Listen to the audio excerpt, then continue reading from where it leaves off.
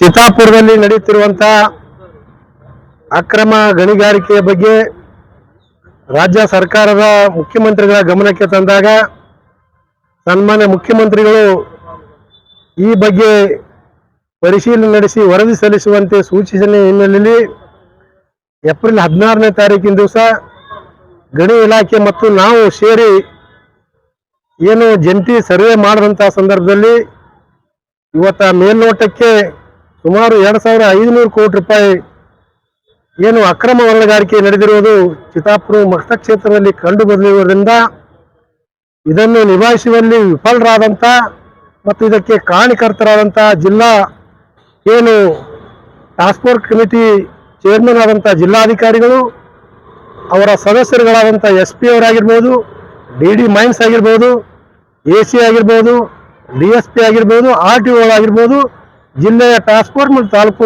Task force ಕಮಿಟಿಯ ಎಲ್ಲರನ್ನೂ ಕೂಡ ತಮ್ಮ ಸೇವೆಯಿಂದ ಇವತ್ತಿನ ದಿವಸ ವಜಾ ಮಾಡಬೇಕೆನ್ನುವಂಥ ಮನವಿಯನ್ನು ಮೊನ್ನೆ ಗೌರವಾನ್ವಿತ ರಾಜ್ಯಪಾಲರಿಗೆ ತಮ್ಮ ಮುಖಾಂತರ ಮಾಡ್ತಾ ಇದ್ದೀನಿ. ಅದರಂತೆ ಏನು ಇವತ್ತ ಆ ಕ್ಷೇತ್ರದ ಶಾಸಕರು ಜಿಲ್ಲೆಯ ಉಸ್ತುವಾರಿ ಮಂತ್ರಿಗಳು ಆದಂಥ ಸನ್ಮಾನ್ಯ ಶ್ರೀ ಪ್ರಿಯಾಂಕಾ ಖರ್ಗೆಜಿಯವರು ಆ ಒಂದು ಕ್ಷೇತ್ರದಲ್ಲಿ ನೆಲ ಜಲ ಸಂಪನ್ಮೂಲ ಈ ರೀತಿಯಾಗಿ ರಾಜಾರೋಷವಾಗಿ ಇವತ್ತ ಅಕ್ರಮವಾಗಿ ದರೋಡೆ ಆದರೂ ಕೂಡ ಇವತ್ತ ನಿರ್ಲಕ್ಷ್ಯ ವಹಿಸಿ ಅವರ ಒಂದು ಸಮ್ಮತಿಯಿಂದ ಇಷ್ಟೊಂದು ದೊಡ್ಡ ಪ್ರಮಾಣ ಹಗರಣ ಆದರೂ ಕೂಡ ಇವತ್ತು ಅವರು ಸುಮ್ಮ ಕೂತಿದ್ರಿಂದ ಇವತ್ತ ಆ ಒಂದು ರಕ್ಷಣೆಯ ಜವಾಬ್ದಾರಿ ಹೊರಲಿಕ್ಕೆ ಅವರು ಅರ್ಹರಲ್ಲ. ಆದ್ದರಿಂದ ಕೂಡಲೇ ಇವತ್ತ ತಮ್ಮ ಒಂದು ಸಚಿವ ಸ್ಥಾನಕ್ಕೆ ನೈತಿಕ ಹೊಣೆ ಹೊತ್ತಿನ ರಾಜೀನಾಮೆಯನ್ನು ಕೊಡಬೇಕು. ಇಲ್ಲವಾದಂಥ ಸಂದರ್ಭದಲ್ಲಿ ಸನ್ಮಾನ್ಯ ಗೌರವಾನ್ವಿತ ರಾಜ್ಯಪಾಲರು ಇವರನ್ನು ಸಚಿವ ಸಂಪುಟದಿಂದ ವಜಾ ಮಾಡಬೇಕು. ಯಾಕೆ ಈ ಮಾತು ಹೇಳ್ತೀನಿ ಅಂದ್ರೆ, ಏನು ನಾವು ಈ ಹಿಂದೆ ಚಿತ್ತಾಪುರ ಕ್ಷೇತ್ರದಲ್ಲಿ ಅಕ್ರಮ ಮರಳುಗಾರಿಕೆ ನಡೀತಾ ಅಂತ ತಿಳ್ಕೊಂಡು 9ನೇ ತಾರೀಕಿಗೆ ಏಪ್ರಿಲ್ 9ನೇ ತಾರೀಕಿಗೆ ಅದರ ಅಧ್ಯಕ್ಷರಾದಂಥ ಜಿಲ್ಲಾಧಿಕಾರಿಗಳಿಗೆ ಮನವಿ ಪತ್ರ ಸಲ್ಲಿಸ್ತೀವಿ. ಆದರೆ ಇಲ್ಲಿವರೆಗೆ ಕೂಡ ಅವರು ಒಂದೇ ಒಂದು ಕ್ರಮ ಯಾರ ಮೇಲೆ ತೆಗೆದುಕೊಂಡಿಲ್ಲ.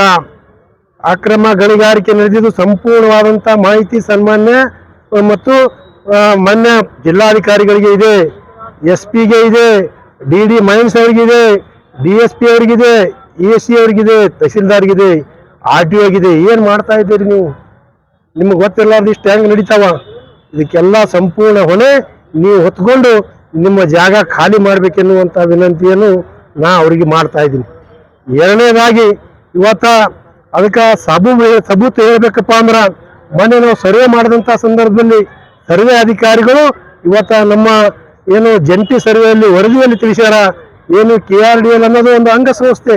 ಯಾವ್ದಾರ ಅಂಗಸಂಸ್ಥೆ ಅದು ಈ RDPR ಒಂದು ಅಂಗಸಂಸ್ಥೆ ಅದ. ಆ ಅಂಗಸಂಸ್ಥೆಗೆ ಈ ರೀತಿಯಾಗಿ ಮರಳುಗಾರಿಕೆ ಮಾಡಿಕೊಡು ಸರ್ಕಾರಿ ಕಾಮಗಾರಿಗಳಿಗೆ ಮರಳುಗಾರಿಕೆ ಮಾಡಬೇಕಂತ ಅನುಮತಿ ಕೊಟ್ರ ಅವರು ಖಾಸಗಿ ವ್ಯಕ್ತಿಗೆ ಹೆಂಗೆ ಕೊಟ್ಟರು? ಸನ್ಮಾನ್ಯ ಪ್ರಿಯಾಂಕಾ ಖರ್ಗೆಜಿಯವರು ನಿಮ್ಮ ಅಂಗಸಂಸ್ಥೆ ಬೇರೆದವ್ರಿಗೆ ಹೆಂಗೆ ಕೊಟ್ರಿ ನೀವು?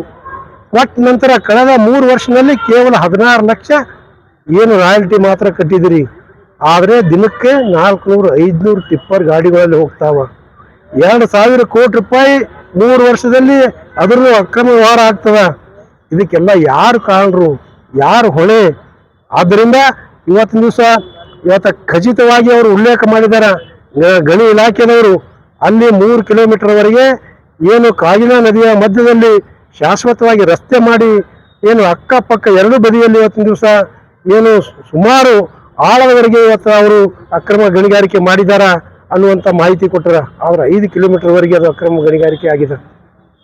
ಇಷ್ಟೆಲ್ಲ ಆದರೂ ಕೂಡ ಇವತ್ತಿನ ದಿವಸ ಯಾಕೆ ನೀವು ಸುಮ್ಮನೆ ಕೂತೀರಿ ಅನ್ನೋದು ಒಂದು ಯಕ್ಷ ಪ್ರಶ್ನೆ ಆಗ್ಯದ. ಮುಂದುವರೆದ ಭಾಗವಾಗಿ ಪಟ್ಟಾ ಜಮೀನುಗಳಿಗೆ ಅನುಮತಿ ಕೊಟ್ಟರೆ ನೀವು ಸಂತೋಷ. ಇವತ್ತ 93 ಎಕರೆವರೆಗೆ ನೀವು ಅನುಮತಿ ಕೊಟ್ಟಿರಿ, ಅದು 400-500 ಎಕರೆವರೆಗೆ ಅದು ವಿಸ್ತರಣೆ ಆಗ್ಯದ. ಅಲ್ಲಿ ಸಾಕಷ್ಟು ಅಕ್ರಮ ಆಗ್ಯಾವ. 93 ಎಕರೆ ಪೂರಾ ಅಷ್ಟಕ್ಕಾದ್ರೂ ನೀವು ರಾಯಲ್ಟಿ ಕಟ್ಟಿಸ್ಕೊಂಡ್ರೆ ಇವತ್ತಿನ ದಿವಸ ಸುಮಾರು 500 ಕೋಟಿವರೆಗೆ ಅದು ರಾಯಲ್ಟಿ ಆಗ್ತಿತ್ತು. ಸರ್ಕಾರಕ್ಕೆ ಇವತ್ತು 2500 ಕೋಟಿ ರೂಪಾಯಿ ವಂಚನೆ ಆಗ್ಯದ. ಇದಕ್ಕೆಲ್ಲ ಯಾರು ಜವಾಬ್ದಾರಿ ಹೊರ್ತೀರಿ? ಆದ್ದರಿಂದ ಸನ್ಮಾನ್ಯ ಪ್ರಿಯಾಂಕಾ ಖರ್ಗೆಜಿ ಅವರು ರಾಜೀನಾಮೆ ಕೊಡಬೇಕು. ಜಿಲ್ಲೆಯಲ್ಲಿರುವಂತಹ ಏನು ಜಿಲ್ಲಾ ಟಾಸ್ಕ್ ಫೋರ್ಸ್ ಕಮಿಟಿ ಮತ್ತು ತಾಲೂಕಾ ಟಾಸ್ಕ್ ಫೋರ್ಸ್